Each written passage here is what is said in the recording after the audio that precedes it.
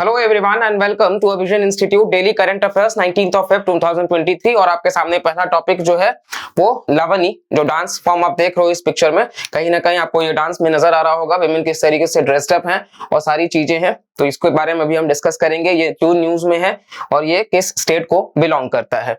तो पहली बात तो ये है कि एनसीपी जो लीडर हैं उन्होंने कहा है अपने पार्टी के सदस्यों से कि वो इस तरीके से पब्लिक शोज नहीं ऑर्गेनाइज करे जहां पे वो लवनी का नाम लेकर के एक फोक सॉन्ग और डांस परफॉर्मेंस है जो कि पॉपुलरली आपको महाराष्ट्र में देखने को मिल जाएगा। ठीक है, तो इस वजह से हमने आपसे बताया था कि लवानी जो डांस फॉर्म है वो महाराष्ट्र को बिलोंग करता है और ये फोक सॉन्ग और डांस परफॉर्मेंस देखने को मिलता है। और ये जो सेंसुअल कंपोनेंट है लवनी का, वो काफी समय से मतलब चर्चा में रहा है। इसके अलावा लवनी जो है उसका मतलब होता है लवण्या या ब्यूटी, ठीक है, सुंदरता। और ये एक ट्रेडिशनल फोक आर्ट फॉर्म है जिसमें महिलाएं डांस करती हैं 9 यार्ड लॉन्ग साड़ीज पहन करके, ब्राइट कलर्स में मेकअप करके, ठीक है, और साथ साथ घुंघरूस वगैरह होते हैं जो कि परफॉर्म करते हैं ढोलक बीट्स पर, और एक स्टेज होता है बिफोर अ लाइव ऑडियंस। तो इस तरीके से कहीं ना कहीं पूरा का पूरा प्रेजेंटेशन किया जाता है। अगेन आप इमेज में देख सकते हो कि घुंघरूस वगैरह किस तरीके से और बाकी जो साड़ीज वगैरह और ऑर्नामेंटेशन वगैरह, ठीक है। तो ये ओवरऑल डांस फॉर्म होता है। नेक्स्ट आपके सामने एक इंडिजिनस आर्ट फॉर्म ये है लवनी, ठीक है। और ये हिस्ट्री में देखा जाए तो कहीं ना कहीं काफी पुराना भी है और इसके मतलब 18th सेंचुरी से ही इसने गेन किया है मतलब प्रोमिनेंस वगैरह पेशवास के समय से। तो पेशवा एरा जब था महाराष्ट्र वगैरह वाले रीजन में 18th सेंचुरी में, तभी से लवनी जो है वो फेमस आपको देखने को मिल जाएगा। और महाराष्ट्र का मैप आपको इंडिया के पॉइंट ऑफ व्यू से आप देख सकते हो, रिलेट कर सकते हो किस तरीके से ये बाकी सारे स्टेट्स को भी बॉर्डर शेयर करता है। ऊपर गुजरात, इधर आप देखोगे मध्य प्रदेश वाला रीजन हो जाएगा, इधर छत्तीसगढ़ वाला रीजन हो जा रहा है, ठीक है, कर्नाटका का रीजन आप देख ही रहे हो, आंध्र प्रदेश वगैरह। तो इस तरीके से आप कहीं ना कहीं मतलब देख सकते हो पूरा का पूरा महाराष्ट्र का मैप। और इसके अलावा आप महाराष्ट्र के कुछ इंपॉर्टेंट कहीं ना कहीं जो ज्योग्राफी है उससे भी समझ सकते हो कि किस तरीके से यहाँ पे आपको कॉटन सॉइल वगैरह जो है वो ज्यादा से ज्यादा यानी कि ब्लैक सॉइल देखने को मिल जाता है, क्योंकि कॉटन कल्टीवेशन के लिए काफी बेनिफिशियल है। इवन शुगर केन की खेती सबसे ज्यादा यहाँ पे आपको देखने को मिल जाएगी। तो बाकी सारी चीजें भी आपको इस तरीके से ही नजर आ जाएंगी, ठीक है। और इसके अलावा लवनी जो है वो काफी पॉपुलर है श्रृंगारिक श्रृंगारिक यानी कि काफी ज्यादा डेकोरेशन वगैरह में, kind in which the lyrics are often teasing. Lyrics थोड़ा सा टीजिंग हो सकते हैं लेकिन सेंसुअस डांस स्टेप्स और डेलिकेट जेस्चर्स वगैरह जो है वो मजा लाता है। खैर इतना आपको डीपली नहीं पढ़ना है, ये नॉर्मल हमने सिर्फ आपको पॉइंट ऑफ व्यू से बता दिया। बस ये ध्यान रखिएगा लवनी जो है वो महाराष्ट्र को बिलोंग करता है। 18th सेंचुरी पेशवा एरा के समय से ये चीज आपको देखने को मिल जाएगा। और किस तरीके से ऑर्नामेंटेशन वगैरह है वो थोड़ा सा पिक्चर देख करके याद कर लीजिएगा, तो बाकी आपके लिए आसान रहेगा, ठीक है। इस वजह से हमने पिक्चर ऐड कर दिया था, क्योंकि ये देखने से हमारा क्या है कि विजुअली हम उस चीज को रिलेट कर पाएंगे। नेक्स्ट टॉपिक है मैमोटस क्लाउड्स। तो ये क्लाउड्स आपके सामने जो है ये मैमोटस क्लाउड्स को ही दर्शा रहे हैं, ठीक है। कंटेक्स्ट में क्या है कि रिसेंटली नासा ने रिलीज किया है picture of the day which was mammatus cloud. तो ये नासा जो है उसने मतलब एक पिक्चर ऑफ द डे को रिलीज करा है जो कि मैमोटस क्लाउड्स को ही दर्शा रहा है। तो इस वजह से ये आपके लिए इंपॉर्टेंट हो जाता है पढ़ना कि ये मैमोटस क्लाउड्स क्या है। बेसिकली मैमोटस जो है वो एक सेल्यूलर पैटर्न है, pouches hanging underneath the base of a cloud. किसी क्लाउड के, मान लीजिए ये क्लाउड है, इसके नीचे का जो पाउच है, बेस है, बेसिकली यहाँ पे आपको मैमोटस क्लाउड जो है वो नजर आ जाएगा। टिपिकली अ क्यूमुलोनिम्बस क्लाउड। और ये जो क्यूमुलोनिम्बस होता है वो रेन क्लाउड भी होता है, क्योंकि बहुत ज्यादा बारिश जो होती है वो इसी रेन से मतलब इसी क्लाउड से देखने को आपको मिलता है। Although they may be attached to other classes of parent clouds, ठीक है। बट मोटा मोटा क्यूमुलोनिम्बस क्लाउड अगर ये है जो कि रेनफॉल क्रिएट करता है, तो इसके नीचे आपको मैमोटस क्लाउड जो है वो नजर आ जाएगा। आपके सामने ये इमेज जहां पे मैमोटस क्लाउड है आप देख सकते हो, यहाँ पे क्लियरली आपको विजिबल होगा कि अगर ये क्यूमुलोनिम्बस क्लाउड है, ये रेन क्लाउड है, ठीक है, इस तरीके से, तो ये देखो आप मतलब नीचे आपको मैमोटस क्लाउड जो है वो नजर आ रहा होगा। तो ओवरऑल ये पूरा का पूरा पिक्चर से आप समझ पा रहे होंगे। नेक्स्ट, ये क्लाउड्स बनते कैसे हैं। तो मैमोटस क्लाउड्स जो हैं वो यूजुअली बनाए जाते हैं in association with large cumulonimbus clouds. जब लार्ज क्यूमुलोनिम्बस क्लाउड्स के जोड़ाव में आते हैं, एसोसिएशन में आते हैं, तो ये मैमोटस क्लाउड्स जो हैं वो बनते हैं। टिपिकली टर्बुलेंस होता है with in the cumulonimbus cloud, और जिसकी वजह से मैमोटस जो है वो फॉर्म होता है। जब इसमें टर्बुलेंस होता है, जब एक साथ जुड़ते हैं बहुत सारे, तो फिर मैमोटस क्लाउड्स को जन्म देते हैं। नेक्स्ट टॉपिक हमारा जो है वो पेमेंट एग्रीगेटर्स का टॉपिक है। अभी आरबीआई ने रिसेंटली कुछ बैंक्स को पेमेंट एग्रीगेटर्स की इजाजत दी है। क्या है, क्यों है, प्री मेंस के पर्सपेक्टिव से भी हम इसको देखेंगे। तो आपके सामने जो पेमेंट एग्रीगेटर्स का कॉन्टेक्स्ट क्या है कि अमेजोन और गूगल अमंग 32 फर्म्स में है जिनको प्रिंसिपल दिया गया है अप्रूवल आरबीआई के द्वारा कि वो ऑपरेट कर सकते हैं ऑनलाइन पेमेंट एग्रीगेटर्स। ठीक है, तो ये क्या है उसको हम अभी देखेंगे। पेमेंट एग्रीगेटर्स बेसिकली एंटिटीज होते हैं जो फैसिलिटेट करते हैं, यानी कि प्रोवाइड कराते हैं ई कॉमर्स साइट्स को और मर्चेंट्स को कि वो एक्सेप्ट करे अलग अलग पेमेंट के इंस्ट्रूमेंट्स, जैसे कि कैश हो गया, चेक्स हो गया और ऑनलाइन पेमेंट्स कस्टमर्स से, ताकि उनका जो पेमेंट रिक्वायरमेंट्स है वो फुलफिल हो सके। इन शॉर्ट आप कह सकते हो पेमेंट एग्रीगेटर्स एक जरिया है जिसके माध्यम से आप अपना पेमेंट जो है वो कर सकते हो ऑनलाइन ऑफलाइन दोनों तरीके से। आपको किसी भी सामान की जरूरत है आप उस चीज को फुलफिल कर सकते हो।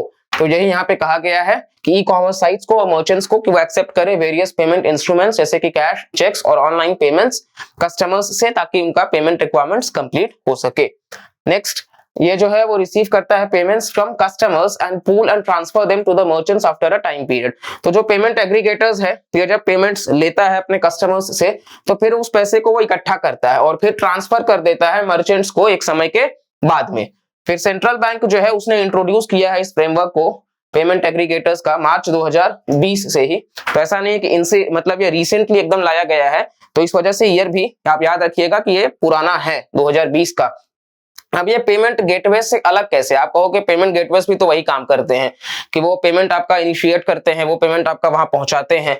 तो ये पेमेंट गेटवे से थोड़ा अलग है। कैसे अलग है ये देखते हैं।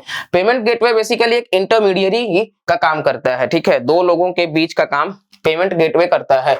मान लीजिए आपको पेमेंट करना है और आपको पेमेंट स्पॉटिफाई का करना है, आपको मतलब 3 महीने का सब्सक्रिप्शन चाहिए, तो आप कस्टमर हो, स्पॉटिफाई जो है वो बिजनेस प्रोवाइड करने वाला है, लेकिन पेमेंट मान लीजिए होस्ट जो है वो एचडीएफसी बैंक है, तो वो इंटरमीडियरी का काम कर रही है। तो उसी तरीके से यहाँ पे लिखा गया पेमेंट गेटवे एक इंटरमीडियरी है, वो प्रोवाइड करता है टूल पेमेंट एग्रीगेटर को कि वो कंप्लीट कर सके ट्रांजैक्शंस। पेमेंट एग्रीगेटर को टूल प्रोवाइड करता है कि वो कंप्लीट कर सके ट्रांजैक्शंस। वो डायरेक्टली हैंडल नहीं करते किसी भी फंड्स को। ठीक है, पेमेंट गेटवेज किसी भी फंड को डायरेक्टली हैंडल नहीं करते हैं।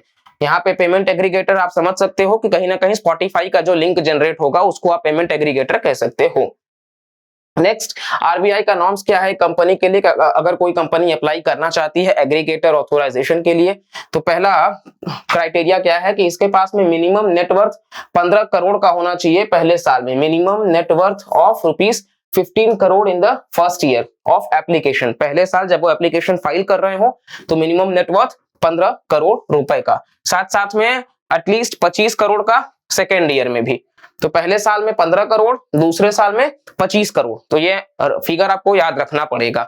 साथ साथ में दूसरा पॉइंट कह रहा है कि ये ऑल्सो फुलफिल करना चाहिए fit and proper criteria, fit and proper criteria, और कंप्लायंट होना चाहिए ग्लोबल पेमेंट सिक्योरिटी स्टैंडर्ड्स के भी। कहीं ना कहीं जो ग्लोबल पेमेंट सिक्योरिटी स्टैंडर्ड्स हैं उसको भी मीट करना चाहिए। ठीक है, चलिए नेक्स्ट पॉइंट आपके सामने कि ये कंपनी इनकॉर्पोरेटेड भी होनी चाहिए अंडर द कंपनीज एक्ट 2013। तो कोई भी कंपनी अगर उसको पेमेंट एग्रीगेटर का फैसिलिटी लेना है, बनना है, तो वो कंपनी पहले से कंपनीज एक्ट 2013 से रजिस्टर्ड होनी चाहिए। ठीक है, चलिए चौथा पॉइंट कह रहा है कि formal publicly disclosed customer grievance redressal और डिस्प्यूट मैनेजमेंट फ्रेमवर्क भी एस्टैब्लिश किया जाना चाहिए नोडल ऑफिसर के मद्देनजर में।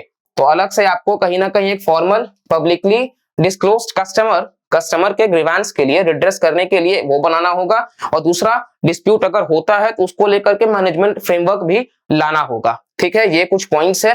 तो क्राइटेरिया इंपॉर्टेंट है, पहले साल 15 करोड़, दूसरे साल 25 करोड़, फिर दूसरा वाला जो है फिट एंड प्रॉपर का क्राइटेरिया, तीसरा कंपनीज एक्ट 2013 से रजिस्टर्ड होना चाहिए, और चौथा जो आपसे बताया गया है। और ये आपके सामने जो इमेज है, इस इमेज से आपको नजर आ जाएगा किस तरीके से एनपीसीआई यहाँ पे पेमेंट्स बैंक वगैरह का काम, मतलब किस तरीके से पेयर्स जो है वो बैंक में अपने भेजता है, और फिर ये पेमेंट एग्रीगेटर का काम। तो ओवरऑल इस इमेज से जब आपको पीपीटी मिलेगा पीडीएफ के फॉर्म में, तो आप वहां से रिवाइज कर सकते हो। ठीक है, चलिए नेक्स्ट हम एनएसजी की बात करते हैं, चौथा टॉपिक जो इंपॉर्टेंट है। तो एनएसजी जो है external affairs minister S Jaishankar साहब, भारत वो कह रहे हैं कि भारत आगे देख रहा है कि वो एनएसजी को ज्वाइन कर सके, और न्यूक्लियर सप्लायर्स ग्रुप आपको पता ही होगा इसका सदस्य हम अभी नहीं बन सके हैं क्योंकि चाइना जैसी कंट्री हमारी बहुत अच्छी दोस्त है, इस वजह से। तो एनएसजी जो है वो एक ग्रुप है न्यूक्लियर सप्लायर कंट्रीज का। ठीक है, आप देखोगे ध्यान से NSG बेसिकली ये ग्रुप है न्यूक्लियर सप्लायर कंट्रीज का जो कंट्रीब्यूट कर रहे हैं कि वो non proliferation of nuclear weapons कर सके, यानी कि न्यूक्लियर वेपन्स को नॉन प्रोलिफरेट, बहुत ज्यादा बढ़ाना नहीं है, कम करना है, ठीक है। वो बेसिकली कम करने से जुड़ा हुआ है ताकि इंप्लीमेंट कर सके 2 sets of guidelines for nuclear exports and nuclear related exports. कहीं ना कहीं मतलब न्यूक्लियर को एक्सपोर्ट करने से ही जुड़ा हुआ है, लेकिन पीसफुल होना चाहिए। और group of nuclear supplier countries का है, जो कंट्रीज न्यूक्लियर सप्लाई करती हैं। इसको लाया गया था 1974 में, जब भारतीय न्यूक्लियर टेस्ट करा गया था स्माइलिंग बुद्धा, जो पहला हमने ऑपरेशन कंडक्ट किया था उस वक्त, तो उसके ध्यान में रख करके NSG को लाया गया था 1974 में। ये group of nuclear supplier countries है जो कि प्रिवेंट करते हैं न्यूक्लियर प्रोलिफरेशन की, मतलब आपके पास में न्यूक्लियर हथियार बहुत ज्यादा नहीं होना चाहिए। By controlling the export of materials, वो जो एक्सपोर्ट करते हैं उस पर वो कंट्रोल करेंगे। इक्विपमेंट वगैरह और टेक्नोलॉजी जो कि यूज किया जा सकता है मैन्युफैक्चर करने के लिए न्यूक्लियर वेपन्स को। NSG पहली बार नवंबर 1975 में मिले थे लंदन में, और उसको पॉपुलरली रेफर किया गया लंदन क्लब भी। तो ऐसे भी पूछा जा सकता है लंदन क्लब से कौन सी ऑर्गेनाइजेशन जुड़ी हुई है, तो NSG आपको पता होना चाहिए। 1974 में लाया गया था, न्यूक्लियर सप्लायर कंट्रीज का ये एक ग्रुप है, ठीक है। चलिए नेक्स्ट पॉइंट आपके सामने जो है वो इसके गाइडलाइंस जो है वो बाइंडिंग नहीं है। आप यहाँ पे देख सकते हो कि इसके गाइडलाइंस आपको बाइंडिंग नजर नहीं आएंगे, और NSG के जो डिसीजंस है वो आपसी सहमति से बनाई जाती है। मेंबरशिप अभी तक जो है वो 48 सदस्यों के लिए है, और जैसा कि आपको हम बताएं भारत इसका सदस्य नहीं है, चाइना है बिल्कुल। क्राइटेरिया क्या है मेंबरशिप का, तो पहला क्राइटेरिया तो यही है कि गाइडलाइंस जो भी उनका है उससे आप मतलब चिपके हुए रहो, उसको आप पालन करते रहो। दूसरा है कि enforcement of a legally based domestic export control system, मतलब आपका जो कंट्रोल सिस्टम होना चाहिए वो लीगली बेस्ड होना चाहिए, और कहीं ना कहीं मतलब आप जो भी गाइडलाइंस हैं उसके कमिटमेंट को फॉलो करोगे। फिर बाकी का वही सब मतलब है कि कहीं ना कहीं 1 और मोर न्यूक्लियर नॉन प्रोलिफरेट एग्रीमेंट्स वगैरह को आप मान करके चलोगे, सपोर्ट करोगे इंटरनेशनल एफर्ट्स वगैरह को। तो इससे मोटा मोटा बात है, इंडिया इससे बहुत ज्यादा करता है, लेकिन कहने वाली ये सब बातें हैं। नेक्स्ट अगेन आपके सामने बेनिफिट्स क्या होगा अगर कोई मेंबर बन जाता है, तो बेनिफिट्स ये है कि once admitted an NSG member, उनको क्या क्या मिलेगा। एक तो टाइमली इंफॉर्मेशन मिलेगा न्यूक्लियर मैटर्स के ऊपर, कंट्रीब्यूट करेंगे वो किस तरीके से अलग अलग इंफॉर्मेशन में। फिर इसके अलावा कंफर्म क्रेडेंशियल्स वगैरह और इंस्ट्रूमेंट ऑफ हार्मोनाइजेशन ये वो, और बाकी का कुछ मोटा मोटा पॉइंट्स आपके सामने NSG को लेकर के था। इसके अलावा हमारा जो टॉपिक है वो है फर्स्ट PM गति शक्ति, और ये रीजनल वर्कशॉप जो है वो सेंट्रल और वेस्टर्न जोन का गोवा में कंडक्ट करा जा रहा है। तो ministry of commerce and industry का कटआउट, और इसके साथ में PM गति शक्ति जो है वो इंपॉर्टेंट हो जाता है हमारे लिए, काफी समय से न्यूज में है, बजट में भी इसका डिस्कशन किया जाता है। तो PM गति शक्ति जो है वो एक ट्रांसफॉर्मेटिव अप्रोच है इंटीग्रेटेड प्लानिंग का, और सिंक्रोनाइज तरीके से इंप्लीमेंट करने का, मल्टी मॉडल मतलब अलग अलग मोड्स से इंफ्रास्ट्रक्चर को बूस्ट करना, लास्ट माइल कनेक्टिविटी को जोड़ना, ठीक है, कंट्री के अंदर। और इसको लॉन्च किया गया था 13 अक्टूबर 2022 by adopting whole of the government approach. 74% जो होगा मल्टी मॉडल का और लास्ट माइल कनेक्टिविटी प्रोजेक्ट्स का, उसको अप्रूव यूनियन कैबिनेट करेगी, आइदर बीन कंप्लीटेड और आर ऑलरेडी अंडर इंप्लीमेंटेशन। जिसको कैबिनेट ने मंजूरी दी थी उसमें से 74% जो प्रोजेक्ट है वो या तो बन चुका है या फिर बनने के कगार पे पहुंच चुका है। तो ये PM गति शक्ति का एक सक्सेस आप कह सकते हो। और इतना अच्छा सक्सेस होने के साथ साथ में कहीं ना कहीं 2 मेन पिलर्स भी हैं कि ये पैन इंडिया लेवल पे काम कर रहे हैं। Geographic information system GIS based planning चल रही है, और किस तरीके से नेशनल मास्टर प्लान बनाया जा रहा है कि डेवलप किया जा सके ऐसा मैकेनिज्म जहां से सारे इंफ्रास्ट्रक्चर को और सारे मिनिस्ट्रीज को जोड़ा जा सके इंटीग्रेटेड तरीके से, और कहीं ना कहीं उसके इंप्लीमेंटेशन को भी वो देख सके, ठीक है। और ये आपके सामने प्रधानमंत्री जी किस तरीके से उन्होंने जब उद्घाटन किया था तो वो चीज को वो दर्शा रहे हैं। तो ओवरऑल ये था हमारा आज का डेली करंट अफेयर्स।